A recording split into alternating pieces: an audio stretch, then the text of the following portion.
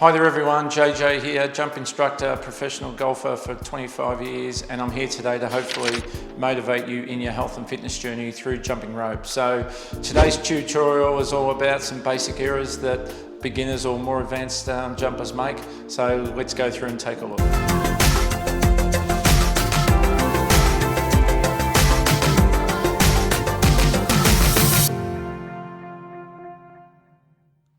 Okay everyone, so hopefully you've got a rope by this stage. The ropes that I use are linked in the description below. They're from CROSSROPE. They're a weighted rope system, really easy to start off with, being a little bit heavier.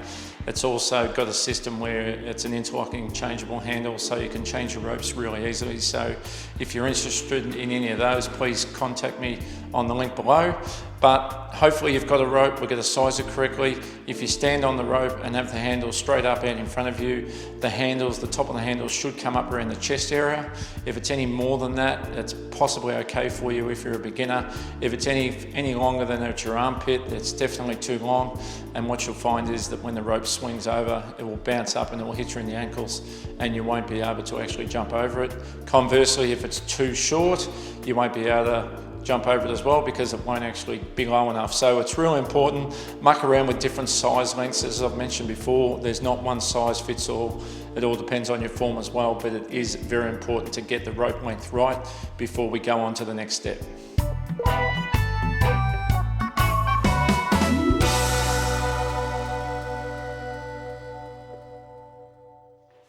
Okay everyone, so you've got your rope and you're ready to go. So I'm just going to separate this tutorial into a couple of different areas. I'm going to talk about the jump first, and then I'm going to talk about the swinging of the arm second. And then we'll talk about them at the end when they're a little bit more together. So the first thing is with the jump is fairly straightforward. However, most people when they first start jumping rope, the biggest thing that they do is they jump too high. Yes, you can do it, but the biggest thing with that is you get to fatigue a lot quicker. So the jump should be on the balls of your feet. There should be no weight in the heels at all. The heels should be off the ground. Should just make a nice little jump, half inch to an inch off the ground. And timing is the biggest thing when you first start jumping. You want to count in your head a rhythm of 1, 2, 3, 4, 1, 2, 3, 4, 1, 2, 3, 4. Timing is everything when jumping. So once you get a good rhythm and a good timing count going, it's fairly easy to get the jumping part of it right. Weight on the balls of your feet, don't jump too high. You want to relatively jump in the same spot. You don't want to be moving around too much. And you can do this starting off without the rope. You don't need the rope to actually practice jumping. Just start off with just getting the rhythm of the jump and the timing of the jump. Once you've got that down pat, you can then get the rope, and then we can go on to talking about the swing of the arms and how the rope actually swings. But if you're also a beginner and just starting out and not quite in a good fitness level, it's also a good starting point to start to just jump at the start and not actually use the rope at all. So again, main points, don't jump too high, weight on the balls of your feet, jump in the same spot. That's probably the three biggest ones for the jumping side of it. Let's go now on to how the rope actually swings.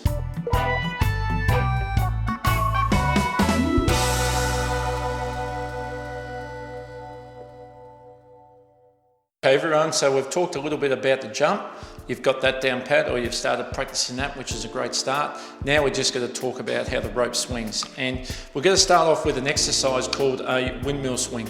It's a great exercise for beginners, but it's also a great exercise for people that are a little more advanced as well, focusing on speed of the rope and how to actually swing it. So it's a lightweight rope. It's not one of CROSSROPE's heavier rope. It's just a no-name brand that's a fairly lightweight rope. So it's a speed rope, but it's fairly light to perform this exercise.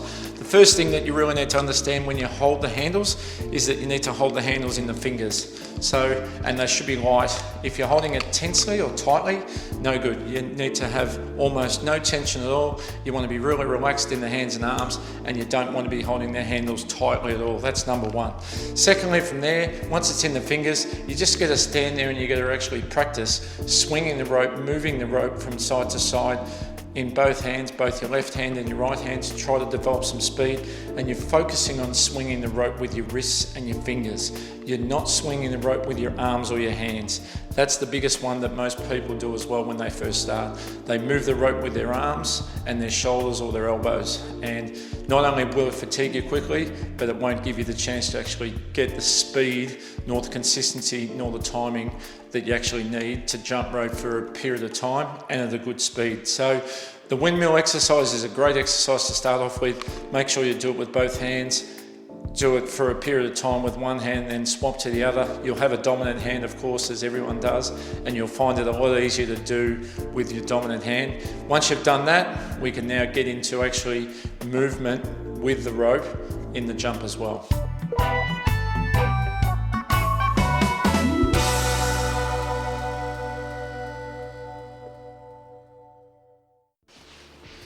Okay everyone, so we've got the right length, we've got the rope, we've practiced jumping without the rope, we've practiced swinging without the jump. Now, what do we do to put the two together? So this is the next stage if you're at a beginner level to start off with, especially if you're out of shape a little bit as well. It will help in the overall form, and if you get the overall form better early, it will make things a lot easier later on. So starting off, you got to put the rope behind you, behind your feet. You got your arms and hands close to your body. Most people do start off with their arms away from the body because it's a little bit easier. That's why it's important to have the right length rope when you first start. And what I'm going to get you to do initially is just to flick the rope over your head and get a bit of a feeling of how you did that without swinging your arms. We don't want to be doing this. We don't want to be swinging your arms, as I mentioned before. It's just a little flick of the wrist, and that will get the rope moving over, okay? So again, flick of the wrist, the weight of the rope will actually make it swing over, and we'll just let it fall to the ground. You don't have to actually swing the rope. So it's not that. Be really important to that when you first start. So it's not the arms moving. You'll notice that it's just a flick of the wrist. Now, after you've done a few of those, you know what the next thing is? Just take a little jump. Let the rope go back under, okay? So that's the process. So you flick the rope over, and it's a jump, okay? So just once again, flick it over, jump. Start to get a bit of an idea of the time and the timing needed for when the rope's going to be there to jump over. The next thing, as you know, I'm going to take the next step. 1, 2, 3, 4. So again, counting's really, really, really important. I can't stress that enough. Rhythm and time, rhythm and time. 1, 2, 3, 4. Don't be afraid to start off counting out loud, or if you don't want to count out loud, count in your head. I still, when I'm doing high speed stuff, high speed double unders, etc., I still count continually in my own head. So it's really important. So I would just start off with that first count of 1, 2, 3, 4. So we're going 1, 2, 3, 4. Again, we're using the wrists and the hands to swing the rope. We're not using the arms. We're not jumping too high. It won't tire you out. If it might feel a little bit exhausting early once you do a few, but it shouldn't be hard work. It should be a relatively small jump, and you're not really using too much effort to get the rope moving. Okay, if you want to go a bit slower, that's fine, just slow it down. 1, 2, 3, 4. The double jump is something that you don't want to do. What I mean by a double jump is you don't want to be jumping twice. Okay, you don't want to be doing that. You don't want to be jumping twice to get the rope under you once. You only want to be jumping once. You don't want to be jumping high. You don't want to be jumping to the side and to the side. You just want to be straight up and down on the one spot. It's on the balls of your feet. It's a little jump, and just let the rope move as it wants to. Once you're at that stage, it's then just doing it for as long as you can. Start off with 20 seconds at a time, 30 seconds at a time, and so on. Once you get that basic form, that's the most important thing. Get rid of those errors such as moving the arms, let the rope just swinging on its own. And once you've developed that good basic jump form, it's on to the next step.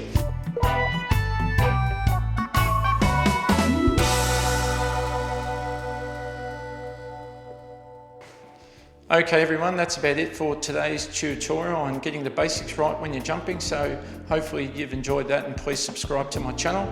So just covering off on what we've done today, we've talked about getting the rope length correct first and using the right rope. So that's really important to start off with. Secondly, start off with just jumping, practice your jumping, balls of your feet, not jumping too high and jumping in the same spot. They're the three really key points to take out of the jump. Secondly, with the swing, use your wrists and your hands to swing the rope, not your arms, your shoulders or your elbows. Make sure that you're holding the handles nice and loosely. Get all the tension out of your hands and arms and let the weight of the rope swing. And then once you get into actually jumping over the rope, start with that process of the timing that we spoke about previously. 1 jump at a time, 2, 3, 4, 1, 2, 3, 4, work up into a stage where you can do 20, 30, 40 in a row. And from there, once you've got the basics right, it's then just a matter of developing some speed and endurance. Above all else, remember, enjoy the journey. It is a great journey, and just jump.